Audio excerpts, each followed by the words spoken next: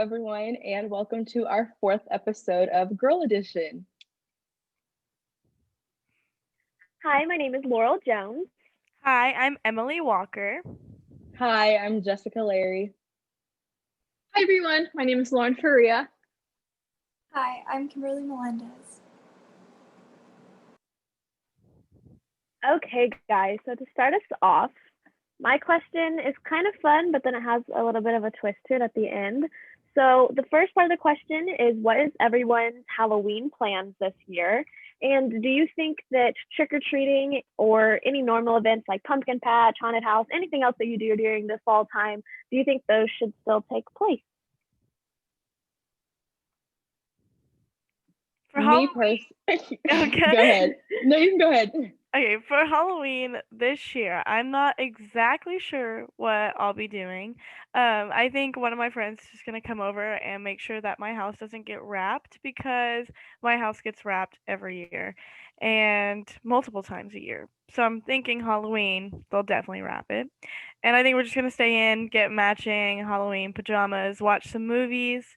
And for the second part of Laurel's question, I think that trick or treating and going up to doors and everything is okay as long as you're wearing mask and socially distancing and making sure that all candy is wrapped and isn't homemade.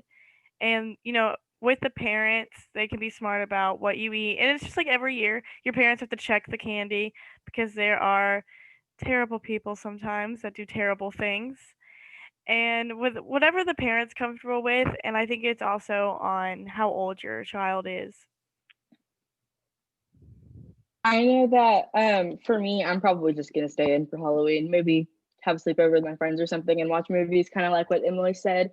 But I think when it comes down to trick or treating, I know that sometimes, like in the past years, I think it's okay, kind of like as long as you know you have your mask and social distancing. But I know in the past years that people will leave their buckets outside. So let's say you just go out in your driveway and you leave a bucket at the front of your driveway and you can sit further back in the back of your driveway just to monitor and make sure everything goes okay. People are being fair about candy and stuff. But I think just at least leaving a bucket outside, that might be a better solution than, people ringing your doorbells and opening your doors for other kids that's super close to you. Absolutely. For me, I'm actually hosting a little flute section pumpkin carving contest on October on Halloween morning, and it's just a fun way to still have fun but also keeping socially distanced. Another thing to be really mindful of is just to make sure that everyone feels safe with doing it. I mean, everyone's going to have their own opinions when it comes to Halloween, and maybe we're going to look at Halloween different this year, becoming more safe and continuing it on to further years. I just feel like we just really need to be mindful with staying socially distanced, wearing masks, making sure you're washing your hands, and I think we'll be good. Yeah, I'm pretty much doing the same thing as all of y'all. Just probably gonna keep it kind of chill. We usually have our cheer Halloween party, but we weren't able to do that because we're not allowed to have anything outside of school. But instead, on Friday during school, because we have cheer as a class period, we're gonna have a like mini Halloween party and stuff. Obviously, social distance, mask and stuff because we're still at school. But I think it's super fun coming up with new ways to make our new normal and still be having fun while being safe and social distance and following all the guidelines. My friends and I are just gonna hang out for a little bit. There's just like three of us, so same as y'all. But as for the Halloween thing, I know my neighborhood has decided not to do the trick or treating, which I thought was sad for the little kids who haven't gotten an opportunity yet, or that's something that they were looking forward to. It's just really sad. I agree with Jessica on the bucket thing. The only thing I would add to that is I know in years past I've had like the bags of candy. Like people will get like little Halloween bags and fill them with candy and they're wrapped.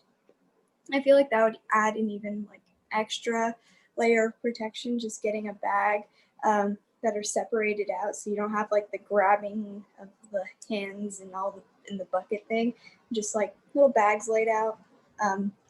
Because I think it's sad that kids aren't going to get to experience Halloween.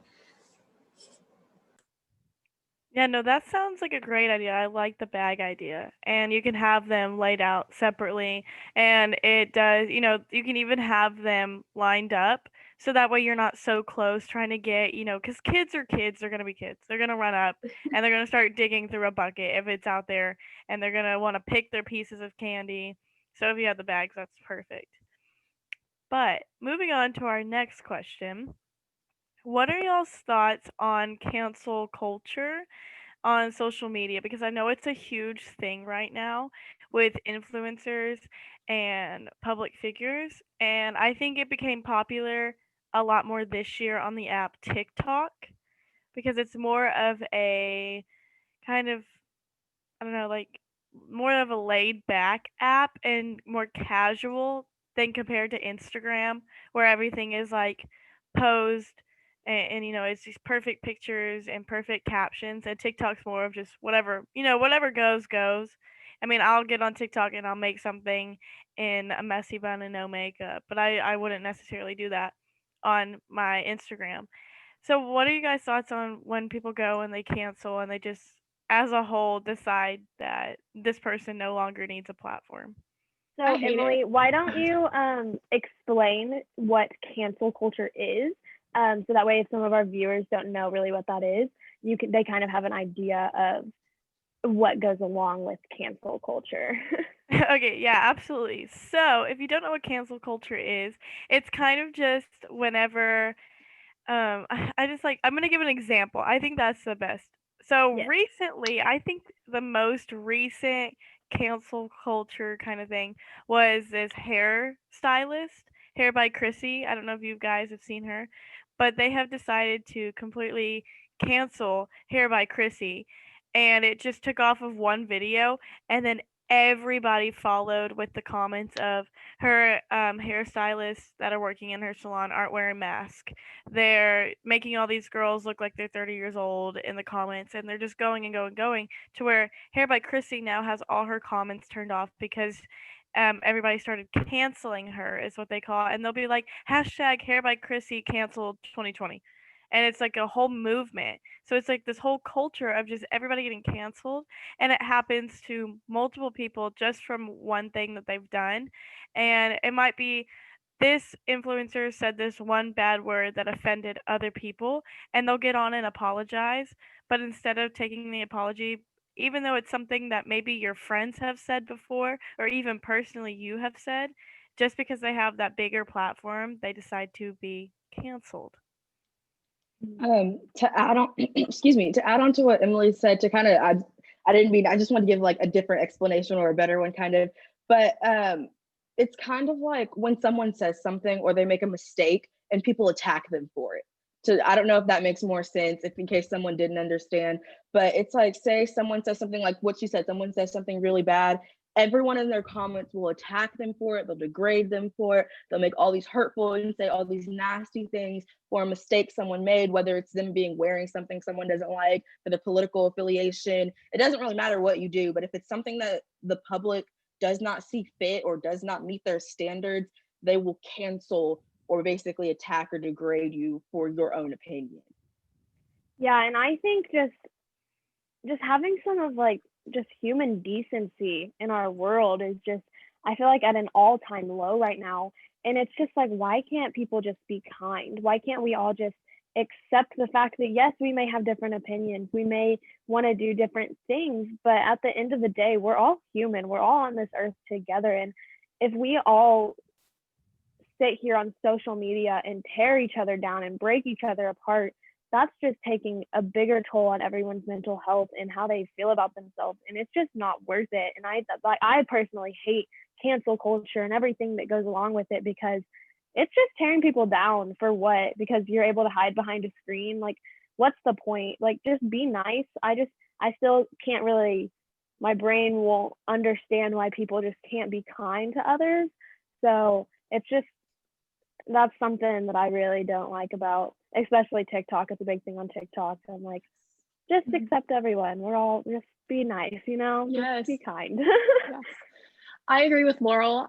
There's so much pressure being placed on how people perceive other people and adds to that added pressure. But something that you really have to take in consideration, especially if you're a higher platform, to think before you post. Make sure what you're putting out is a good representation of what you believe in and what you stand for. Because if it isn't, you might want to think again. I've seen a lot of cancel culture take place, especially in the TikTok community, on younger influencers. I mean, teenagers, their frontal lobes aren't fully developed. They don't think what could happen in the future, their consequences, and just think before you post. But also, we're human, like Laurel said. We're going to make mistakes. And if we cancel someone right away, we're not giving them the opportunity to realize what they did was wrong and try to fix it. We're just canceling them based on that person that they used to be. For sure. I completely agree with that. I think that cancel culture doesn't allow people to learn. It just shames them and makes the whole situation worse. I know a recent one was with Chris Pratt, and how I read the headline for his canceling, and it said, is allegedly affiliated and supportive of Trump. And it said allegedly, like it's not even confirmed. And then like he's being completely canceled, everyone hating on him. And then all of his co-stars from his movies past are like running to save him. This shouldn't be happening. Like, it stinks. Like, alleged. There's no facts. People aren't getting the full stories. It's just so sad. Yeah. And I think sometimes these people that hide behind screens and they're the ones like commenting these nasty comments about being canceled forget that that person is not only just that video, that's a person that has feelings.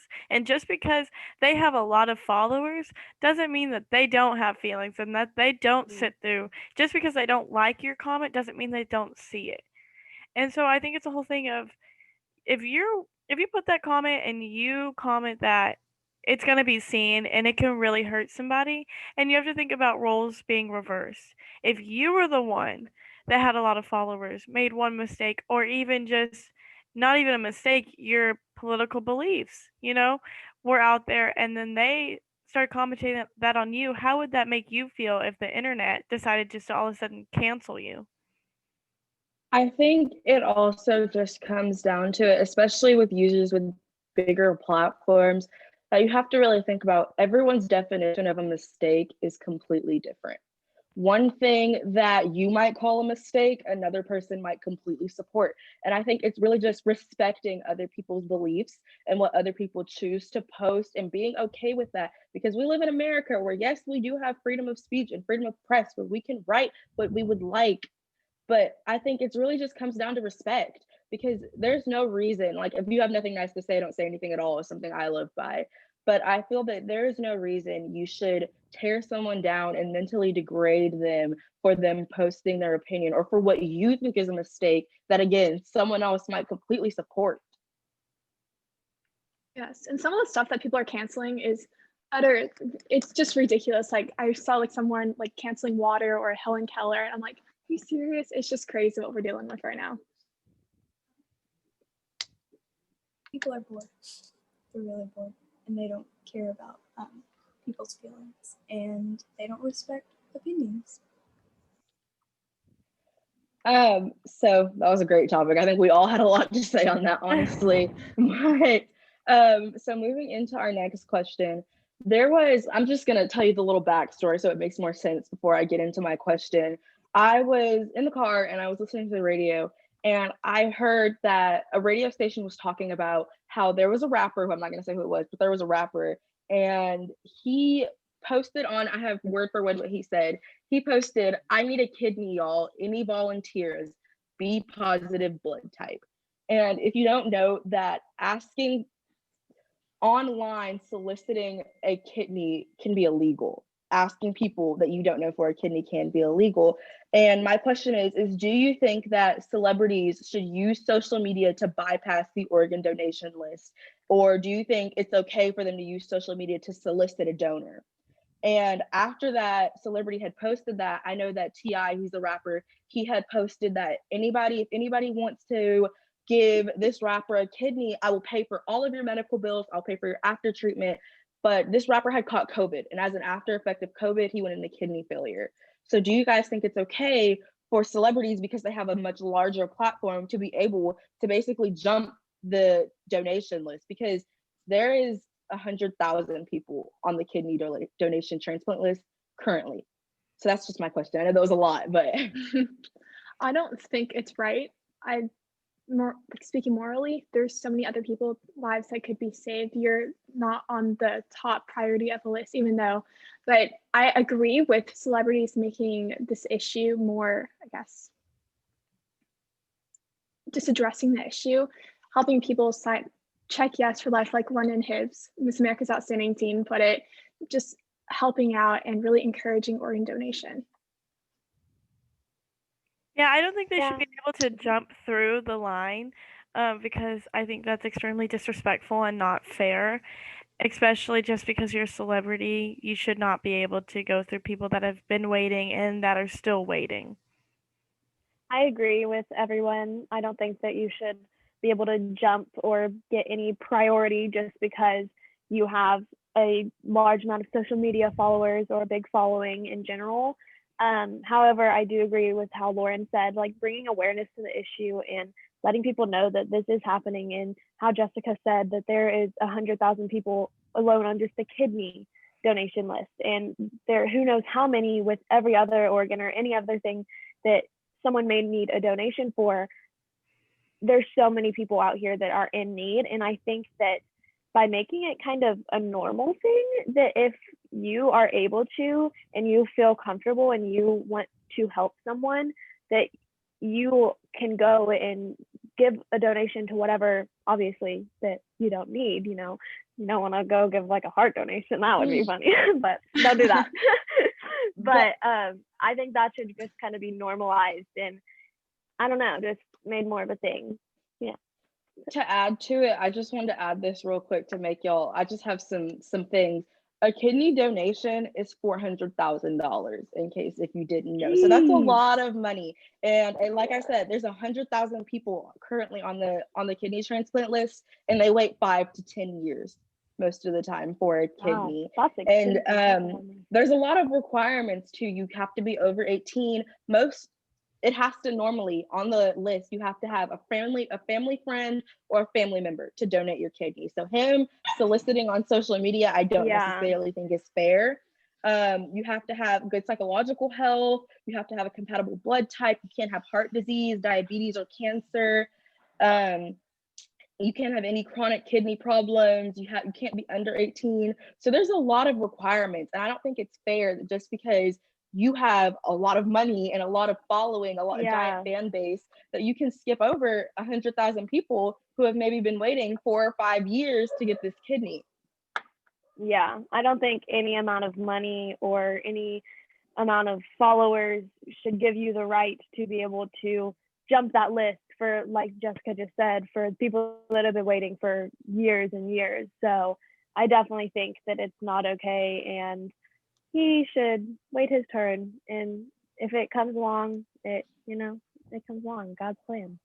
Yeah, especially because if people were on the list and they lost someone because they didn't get it in time, that's pretty much a slap to like the family's face or the friends, that this celebrity had priority over their loved one, and it's just ridiculous. Yeah. There's a list for like a medical reason. So where he is placed within those 100,000 people, there's a reason for that. How awesome would it be if he had encouraged everyone in front of him, like, I'll pay for every single person's medical expenses for everyone in front of me. Like, that would have been crazy. So he can get to that point. That would have been interesting. Completely not possible, but that would have been cool. But yes, there's a reason where he is in the list, and should not be able to bypass it just because he's rich. Okay, on to our next topic. So I love fashion. I've watched Vogue and on YouTube. It's just something that's played a huge part of my life. My question is, what are your favorite fall trends this fall? Well, I love sweaters in general. I'm wearing right now. A few of us are right now, so love that. They're just so cozy and fun. I love boots. I know Jessica loves her boots too. So, I don't know. I just love fall in general. I think it's just such a like kind of chill, laid back time. Everything's all fun, pumpkin spice. Like everything's just chilling and fun, and I really like that about fall. So it's definitely one of my favorite seasons. There's also so many fun activities to do, like with friends and family during this time. So I think that it's just a really good time, especially right now with everything that we have been through and having to be separated. I think that there's so many opportunities to come together while still being safe. There's a lot of opportunities to still be together and still be able to social distance and have fun and be safe and everything that kind of goes together. So I think that's the really nice part about this time right now. My favorite fall trend has to be, and I think it's become a lot more popular this fall, or maybe it was last fall, but doing the whole turtleneck and then Yes. putting a t-shirt over it, I think is super cute. They'll do like personally I haven't been out. I'm going to go shopping and do this whole little ensemble thing. But I think the white turtlenecks with graphic tees over them, and they're kind of like oversized, and doing it with the ripped jeans and some cute little boots, I think is super cute, trendy, and teen like. And I think it's just really, I love seeing it. I see it all over Instagram. And, then people will also do it with flannels. They'll throw a Yeah. flannel on top and seeing all the different jackets. That's my thing. And living in Texas, I'm like, come on, let's get cool because I see all these big fluffy jackets. I'm like, that it looks so cute, but I wear that and I'm sweating. So Yeah. it did start getting a little chilly yesterday here in Texas, so that was awesome. We're getting there. My favorite are the monochromatic outfits, like the lilacs, like greens. I am just obsessed with it. Also, turtlenecks, Emily mentioned it, is my favorite. I'm actually wearing a turtleneck right now. I've been obsessed with it for like the past couple of years. I love like platform shoes. Those are super cute. And I don't know, just any neutral tones and any like, I guess, spring pops the color in there. It's super fun. For me, normally I'm not a summer or spring person. It's hot, it's rainy, it's not me. I've always liked fall. Like literally when it was 40s the other day here, and I went outside and I was like, Mom, it's cold outside. I was just super excited because the temperature was dropping. And normally I'm not a turtleneck person, but I just got this turtleneck and I absolutely love it.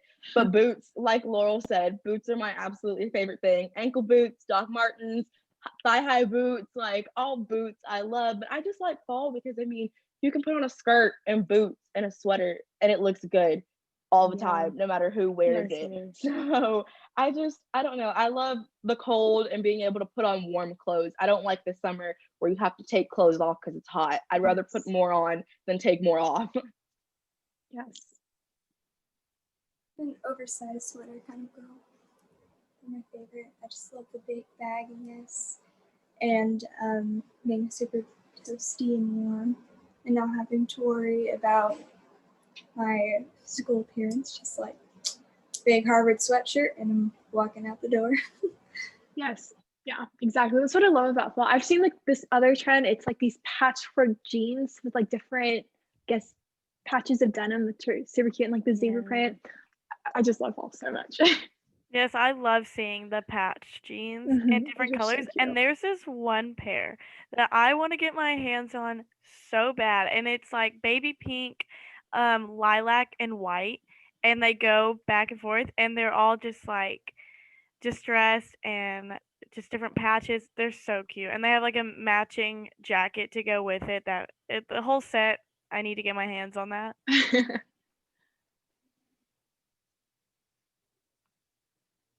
So moving on to the final question, and it is, how do y'all feel about standardized testing, especially this year? And that is like SAT, ACT, STAR test, AP exams, if you would like. So For Uh, me personally, I don't like standardized tests. I have never really been a super amazing test taker. I know the knowledge, but I get really bad testing anxiety and I just end up freaking myself out and not being able to put what I know down to my full potential. I don't think that standardized testing actually really shows all that you know and what you've learned. So I don't think that it's something that if I was to have control of that I would implement. But it is nice this year. There was kind of an upside to COVID-19 for college applications, not having to Yes. put your SAT or ACT score. It's not required. So that is kind of nice. For people like me who are not really great test takers, but are still smart, we're still good in academics, but just sometimes test taking is not our thing. And I think that you're more than just those numbers, and Mhm. those numbers don't define who you are as a student and everything that you know. So Absolutely. I couldn't agree more. For me, I go to a school where it's super competitive. I mean, the average SAT score is a 1300, and that's crazy. yeah, But it's, I guess, when you take your SAT, you're not using your knowledge. I guess you are, but taking the SAT is how well you can master the SAT. yes, And I guess for colleges, when they look at that, they want to see how well that student can prepare for that certain class or that certain test. So I understand where they get some of that in, but if you're looking at that student primarily just because of that score and how well they mastered the SAT, it's kind of unrealistic comparing it to their other kids. I agree. I agree with Laurel with the same thing. I'm not the best test taker. I do have test taking anxiety, but I think mine mostly comes from time. I'm a person where Yes. I will freak out. Like even I've always been that way since taking the STAR test since third grade. Oh I will yeah. rush because I am just terrified I'm gonna run out of Me time and too. not be able to finish my entire test, which is terrifying to me.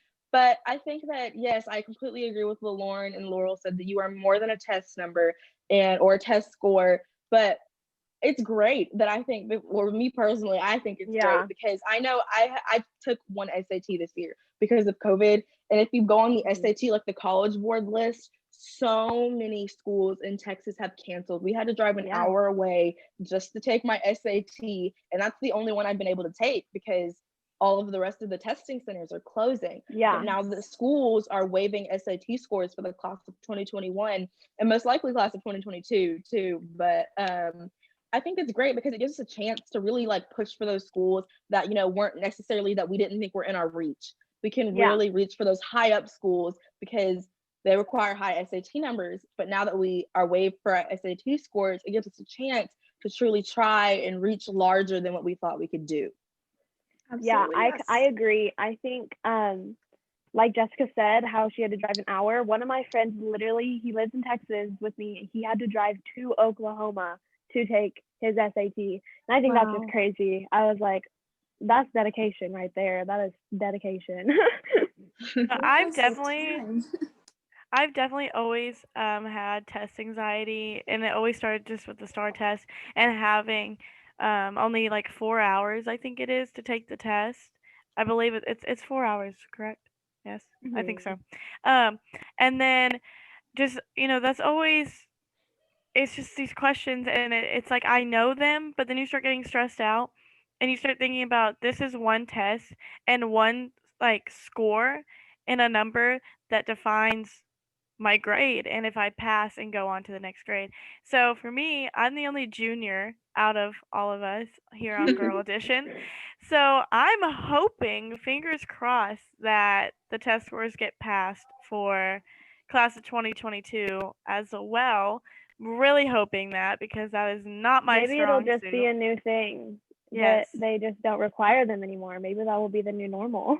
Yeah, hopefully because It'd be nice. testing Yeah.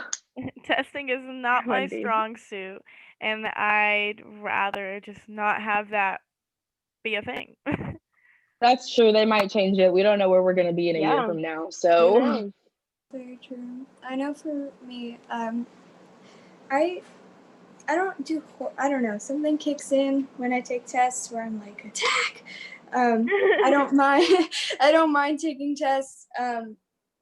But I know that with COVID, all of my exams have been canceled, so I haven't had a chance to take one. I took one my junior year at the very beginning just to like see where I was at and like get the like feedback form. And that was the last exam I took. So I haven't really had the chance to go back and take it again. And then now it's already college applications are sent in. So we're at this point where is it worth it to put in the score that you took at the very beginning of junior year, or do you just not submit at all? So I personally chose not to submit because I feel like that's not a good representation of what I can do. And I feel like that's a lot of what we're doing because it's just a number. It's not a good representation of who we are. And they're gonna look at so many other things in our college applications. So Okay, well, I think that is all for today. Thank you guys so much for joining us. We hope that you have a fun and safe Halloween. Have so much fun, guys. Our next episode of Ask Girl Edition will be on November 16th, so make sure you are looking out on our social media and on our Girl Edition social media, as well as our personal social medias, to fill out the anonymous form if you have anything that you need help with. That will be on November 16th. And then we have our next Girl Edition episode on December 1st. So thank you guys so much for watching. Also, happy late birthday to Kim because we missed the last episode to tell her happy birthday. Happy birthday. Happy birthday to Kim. Yay. All right, bye. Bye, everyone. Bye. Bye.